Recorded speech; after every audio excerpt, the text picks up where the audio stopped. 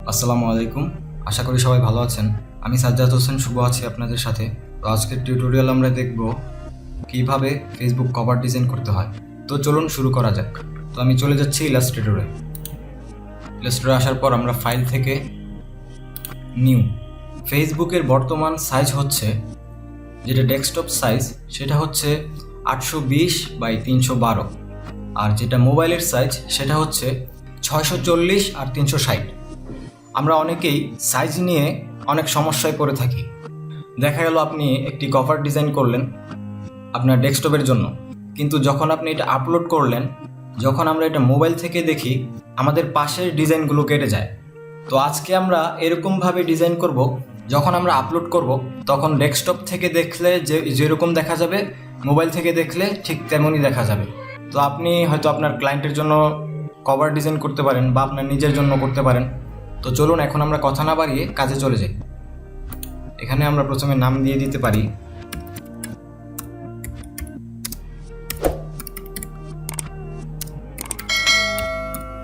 এখন হচ্ছে আমাদের মূল কাজ।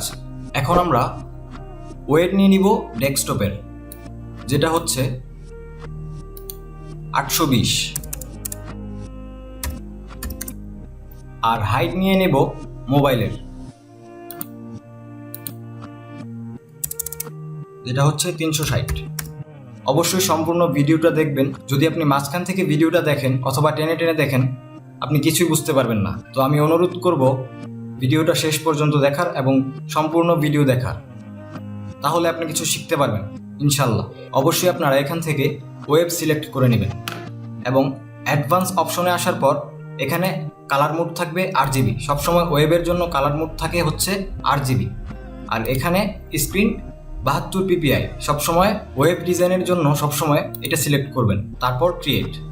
এখন আমরা এটার উপর একটা আর্টবোর্ড নিয়ে নিব।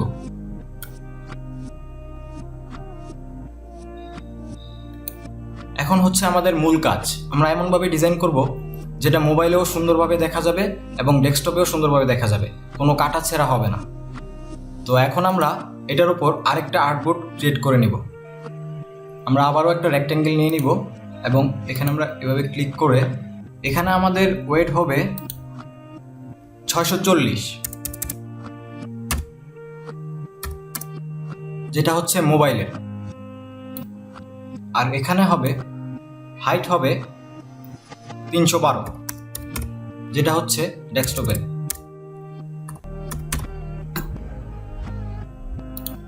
আমরা এটাকে সেফ লাইন হিসাবেও নিতে পারি। আমরা এটার যে কোনো একটা কালার দিয়ে দিই। সাপোজ আমি এই কালারটা দিলাম। এরকম আর্টবোর্ড, দুইটা আর্টবোর্ড নেওয়ার পর যখন আমরা ডিজাইন করব, আমাদের ডিজাইন এই পাশ দিয়ে যদি ডিজাইন কোনো বাইরে যায় তাহলে কোনো সমস্যা নেই, কিন্তু আমাদের টেক্সট, লোগো, ইনফরমেশন সেগুলো কিন্তু এটার বাইরে যাবে না।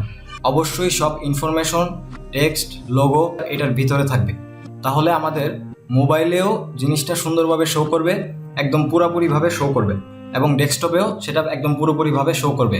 এই সাইড দিয়ে আর কাটাছেঁড়া করতে হবে না, আমাদের কাটাও যাবে না সাইডগুলো। তো এখন কথা হচ্ছে ফেসবুক কভার ডিজাইন করতে কি কি লাগে। আপনি যদি আপনার ক্লায়েন্টের জন্য ডিজাইন করেন তাহলে সেক্ষেত্রে আপনার ক্লায়েন্ট আপনাকে পিকচার দিতে পারে, তার লোগো, তার কোম্পানি নেম, তার ইনফরমেশন, বা আপনি কভারের মধ্যে যদি কোনো অফার ক্রিয়েট করতে চান সেটা সে বলে দিবে। তো সাপোজ আমরা যেহেতু আমাদের কোনো ক্লায়েন্টের জন্য করছি না, আমরা আমাদের নিজের মতো একটা ডিজাইন করে নিব। ও হ্যাঁ, আরেকটা কথা বলে নেই, অবশ্যই কালার লাগবে এবং আইকন লাগবে। তো আমি আমার আইকন, কালার, টেক্সট এখানে আগে থেকে নিয়ে রেখেছিলাম। আমরা আপাতত কালারটা নিয়ে আসি।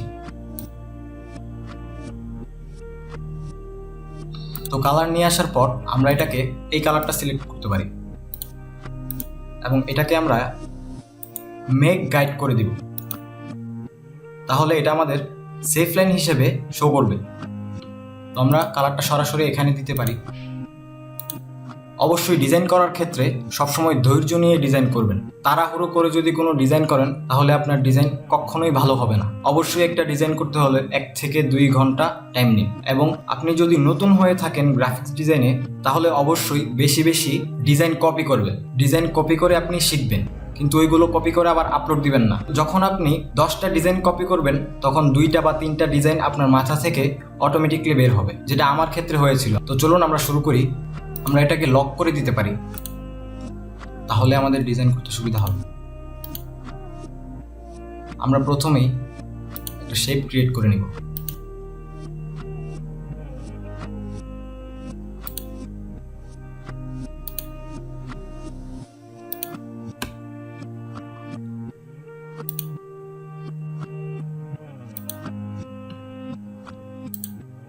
আমরা এটার যে কোনো একটা কালার দিয়ে দিই।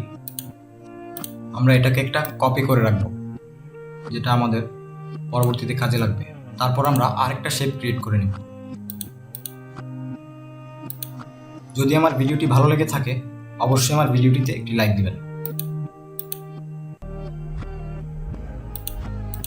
এখন দেখেন আমাদের এই জায়গাটা কিন্তু একটু বেশি বেরিয়ে গেছে। আমরা সেক্ষেত্রে ডিরেক্ট সিলেকশন টুল নেব।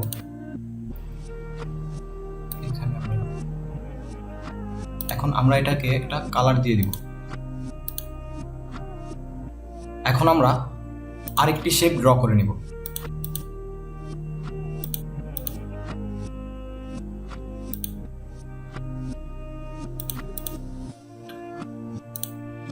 এখন আমরা এটাতে শ্যাডো ক্রিয়েট করব।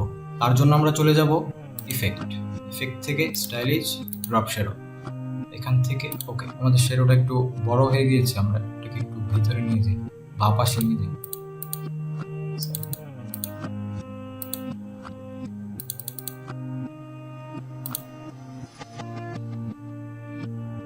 অপাসিটিটা এখান থেকে আমরা 75 দিয়ে দিলাম।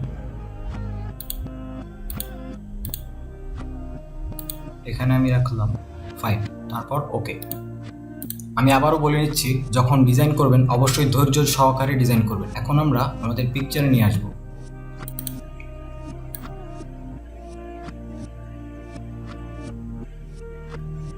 পিকচারটা আমাদের সেট করতে হলে প্রথমে আমরা পিকচারটাকে ঠিকভাবে বসিয়ে নিই। কন্ট্রোল এবং শিফট ধরে অবশ্যই বড় ছোট করবেন। আমরা এটার অপাসিটিটা একটু কমিয়ে নিতে পারি, তাহলে আমাদের দেখতে সুবিধা হবে। আমরা পিকচারটাকে আগে সেট করে নিব। এখন আমরা এখানে লেয়ার থেকে এই যে আপনারা ইমেজ দেখতে পাচ্ছেন, এটাকে ড্র্যাগ করে আমরা এই শেপের নিচে দিয়ে দিলাম। তারপর আমরা পিকচারটা এবং শিফট চেপে আমাদের শেপটা সিলেক্ট করে নিব। তারপর মাউসের রাইট বাটনে ক্লিক করে এখান থেকে মেক ক্লিপিং মাস্ক। এখন আমরা যদি এটার অপাসিটিটা বাড়িয়ে দিই, আমি এখান থেকে অপাসিটিটা বাড়িয়ে দিচ্ছি।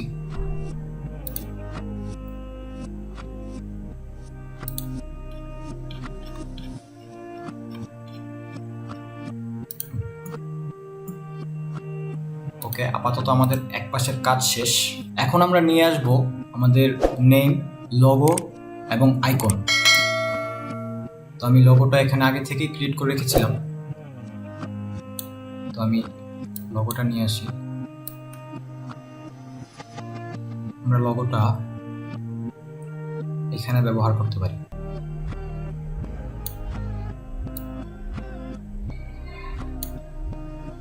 অবশ্যই এই সেফ লেনের ভিতরে আপনার ইনফরমেশন রাখার চেষ্টা করবেন, তাহলে আপনার ডিজাইনটা আর কাটা পড়বে না।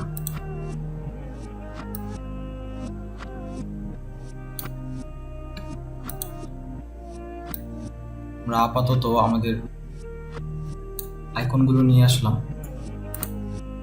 তারপর আমরা আমাদের নাম নিয়ে আসতে পারি।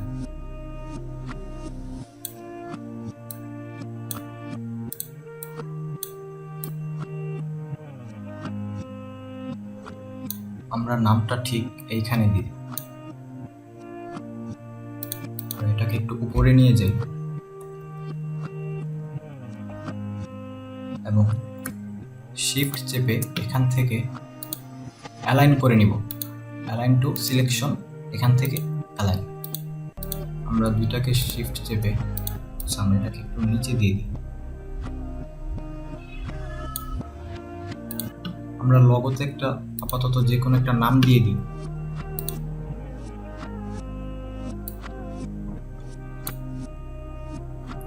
সাপোজ আমি দিলাম সব,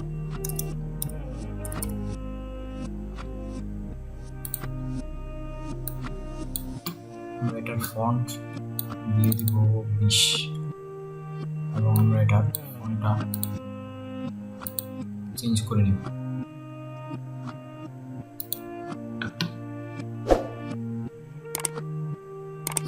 এটা দিয়ে দিলাম এবং আমরা এটার কালার দিয়ে দিব হোয়াইট কালার ইউজ করতে পারি।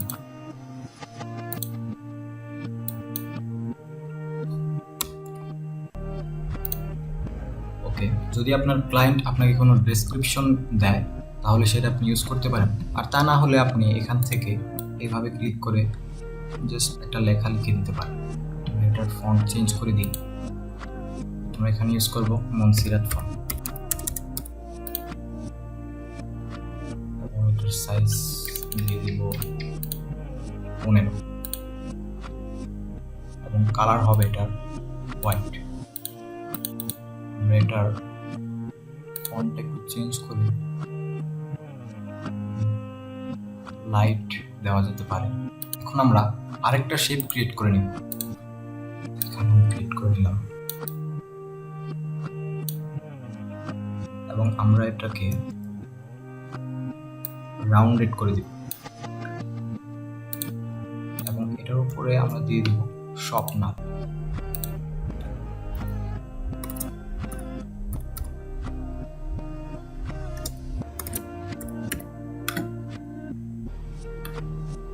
আমরা এটার কালার দিয়ে দিব অরেঞ্জ কালারটা। আমরা এটার ফন্ট চেঞ্জ করে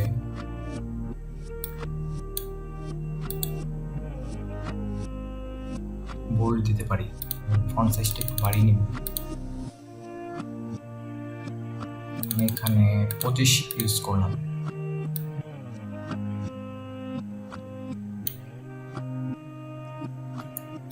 এবং এটা ধরে আমরা অ্যালাইন করে নেব। অ্যালাইন করে আমরা এটাকে মাউসের রাইট বাটন ক্লিক করে গ্রুপ করে নেব। এতে করে আমরা পরবর্তীতে যদি ডিজাইনটা অ্যালাইন করতে যাই তাহলে আমাদের এটার নড়াচড়া করবে না। দেখেন, যদি এখানে এটাকে একটু উপরে নিয়ে যাই, এখন আমরা আইকনগুলো বসাবো। এখানে আইকনগুলোর সাইজ সবসময় 10 থেকে 12-র মধ্যে রাখার চেষ্টা করব। 10 থেকে 12 বা 15, আমি 12 দিয়ে দিলাম।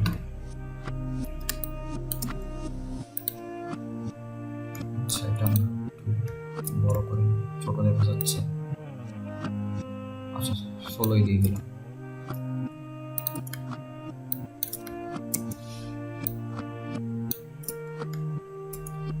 এবং এটা ধরে আমরা অ্যালাইন করি। এখন আমরা সবগুলোকে শিফট চেপে সিলেক্ট করে নেব। তারপর আমরা এখান থেকে অ্যালাইনে ক্লিক করব। এটাকে আরেকটু উপরে উঠাতে পারি এবং এটার সাথে এটাকে অ্যালাইন করব।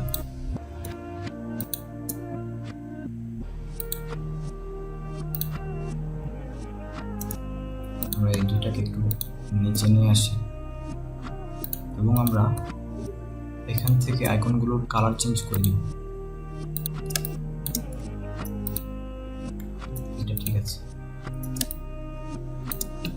এখন আমরা এখানে ফন্ট দিয়ে দিতে পারি লাইট। আমরা সাপোজ একটা নাম্বার দিয়ে দিলাম।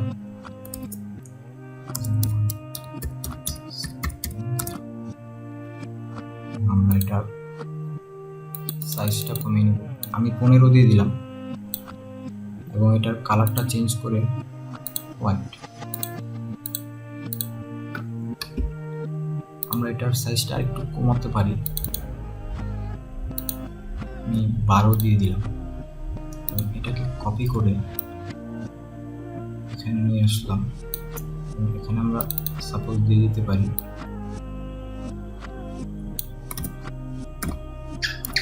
example 12@gmail.com এবং আমরা এগুলা সবগুলোকে ধরে অ্যালাইন করে নেব এবং তার সাথে আমরা এটাকে একটা গ্রুপ করে নিব। এখন আবার আমরা এটার সাথে সবগুলোকে অ্যালাইন করে নেব।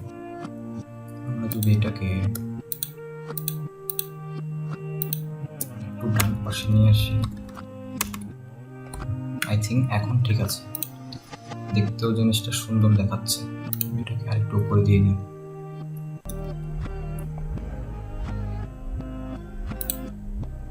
এবং এখন আপনি চাইলে এখানে আরেকটা জিনিস অ্যাড করতে পারেন। সাপোজ আমি একটা রেক্ট্যাঙ্গেল ড্র করে নিলাম এবং এখান থেকে ফিল কালারটা অফ করে দিয়ে স্ট্রোক নিয়ে নিলাম 2 ppt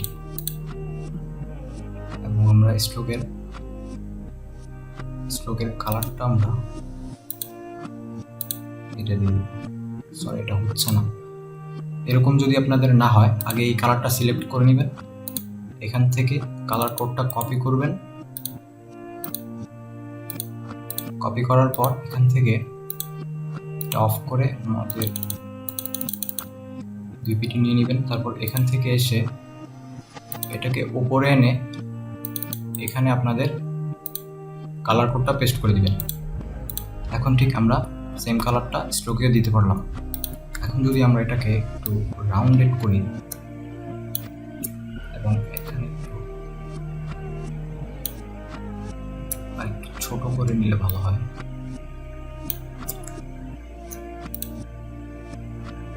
আচ্ছা, আমরা এটার সাথে এটাকে অ্যালাইন করে নিই।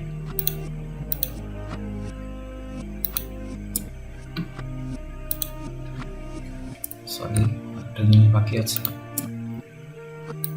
অ্যালাইন করে নিলাম। এখন আমরা এখানে লিখব ডিসকাউন্ট।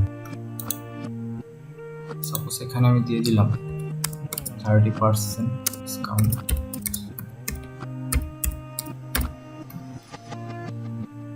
আমরা এখান থেকে ফন্টটা চেঞ্জ করে মিডিয়াম দিয়ে দিতে পারি এবং একটু বড় করে নিতে পারি। কালারটা দিয়ে দিব হোয়াইট। সামনেটাকে একটু ছোট করে নিব, 15 দিয়ে দিলাম এবং এখান থেকে আমরা এটাকে বোল্ড দিয়ে দিলাম।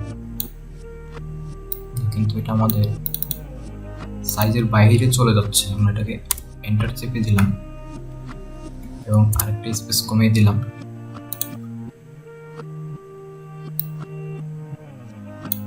যদি এটাকে আরেকটু ছোট করে নিই,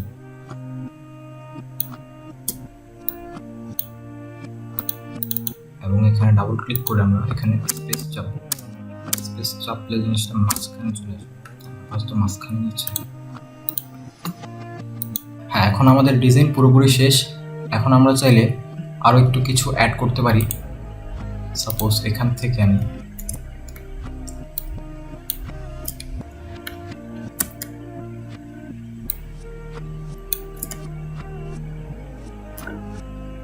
ইলিপস টুল থেকে একটা শেপ ড্র করে নিলাম এবং এটাকে আমরা একটা কপি করে নেব।